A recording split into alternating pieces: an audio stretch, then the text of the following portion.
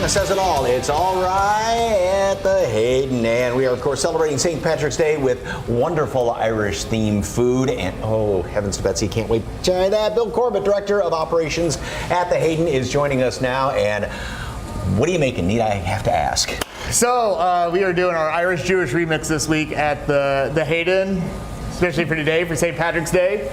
And nothing is more Jewish and Irish than corned beef and corned beef on rye together, the perfect, simple remix. So that's what we're doing today. And a lot of people think, it's interesting with corned beef, think it is traditionally because corned beef and cabbage, being Irish. Always associated with the Irish, yes. But originated with the Jews. Yeah, especially with the Ashkenazi culture that permeate into New York in like the 1800s. Okay, and you got to have it on rye bed, right? Yes, okay. Got to have it on that caraway seeded rye. And corned beefing, or corning beef, I guess would be the phrase. I don't know if it's a verb or not, but was a way of preserving it, right? Yeah. So everybody hears corned beef, and you think like, where's the ear of corn, right? Mm-hmm. But corn actually comes from, in the 1800s, was a word used to preserve.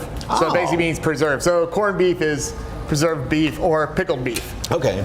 And then what we're also making too is Irish soda bread. You can't have St. Patrick's Day without having soda bread. I would always get excited when I was a kid and you go to the grocery store. That was the one time of year you could actually find good Irish soda bread. So in there I've got flour and then baking soda. Baking soda, yes. No yeast. No yeast. What next? We're going to put a little bit of butter in there with the fruit. All right. And while you got that, I got this nice corned beef that we've braised and sliced. And then what was the reason behind the soda bread?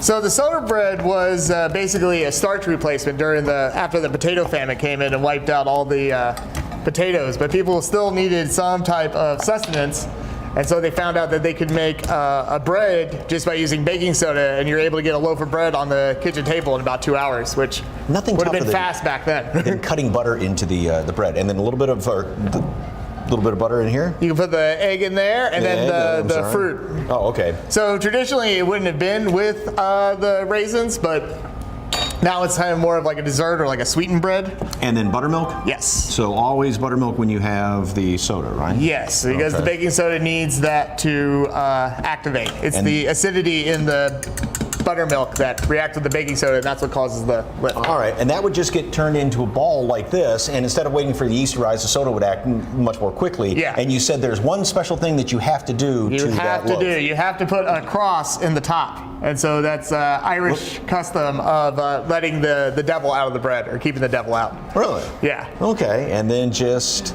break it open like that, and look at how gorgeous that looks. Warm, smear that a little bit of butter, and you are just all set to go. Yeah, you come in the store. We got this nice apple butter right here as well. You can dip it in. Don't mind if I do. So, okay, and this special menu though is only going on through today, right? Yes, we are wrapping up today. We've done Wednesday and Thursday, and we're wrapping up today. And we have some other items on our menu as well. We are going to have.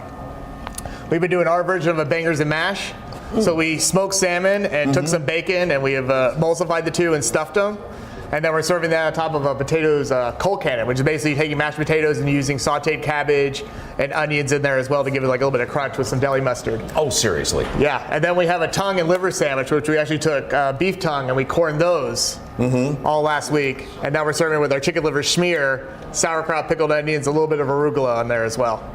Oh, wow. And then for dessert, we have our Irish coffee mousse that we've been serving.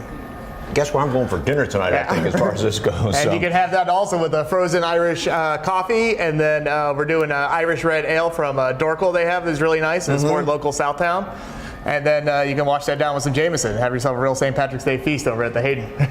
Again, that's why I think I'm going for dinner tonight anyway. And hopefully soon opening up another location over there on the far north, kind of northwest side of town. And if you'd like more information, look at that corned beef sandwich on the Hayden. Of course, head over to SALive.com, click on the As Seen on SA Live tab. So good to see you, sir. And the Irish toast, slonge. Slonge. Slonge. Happy St. Patrick's Day. Celebrate San Antonio with us on YouTube. Yeah, all of your favorite DIY videos, food, drinks, tips, and tricks. If you've seen it here, it's on the SA Live YouTube channel. Just search KSAT SA Live on YouTube and like, subscribe, and ring the bell.